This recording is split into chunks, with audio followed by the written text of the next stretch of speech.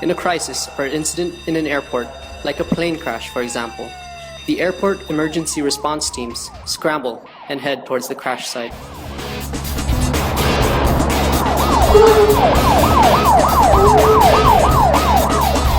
They try to reach the crash site as soon as possible. Every second counts, especially when fire has broken out.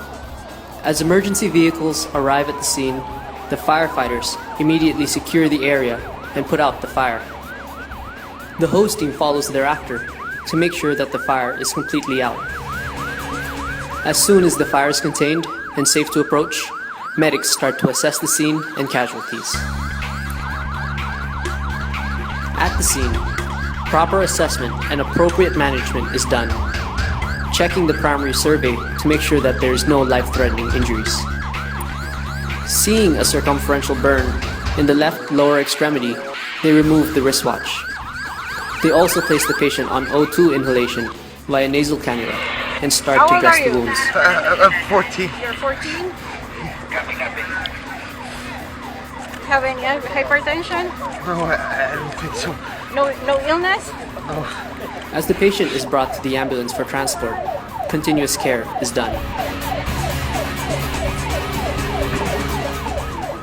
While the medics contact the receiving hospital, they continue to coordinate and provide pre-arrival notification. Roger, ma'am, kindly advise the MC that the patient has burn on the anterior left trunk. The front desk receives the call and transfers it to the ER officer. Connect the call from the CIAC. We have an incident, and please transfer the call to the ER officer. We have a call for ER, doctor. Hello, good afternoon, Dr. Samson on the line.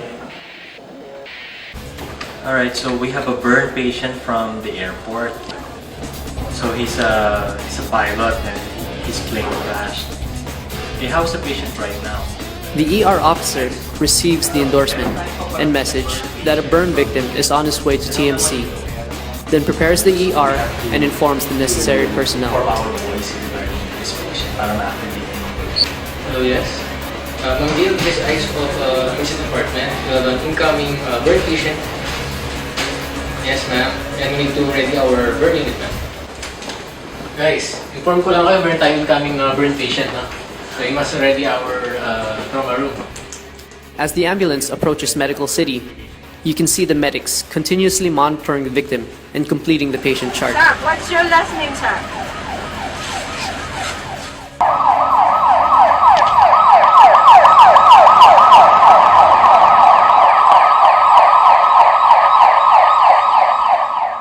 The emergency room staff is already waiting for their arrival and greets them as they disembark from the ambulance.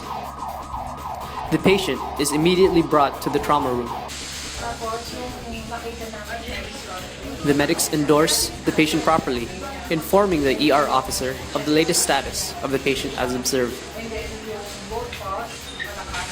You are in a plane crash. You're shivering right now. ER officer assesses the patient and, as an additional precaution, places a cervical collar. He makes sure that there are no missed injuries that could be detrimental to the victim. Right. Zach, you're still in pain, right? Okay, give me a number from 0 to 10. Let's score the pain that you're experiencing right now. And 10. 0, no pain, 10 or manageable is a 10. Alright. Do you have any allergies to food or medication? I don't think so. Okay. Matt, meperidine 50 milligrams IV. So what we're going to do now is provide with some pain relievers. The ER officer and surgeon assess the patient simultaneously. An IV line is inserted and medications are ordered. The patient is also started on pain relievers in anticipation for the wound manipulation that will follow.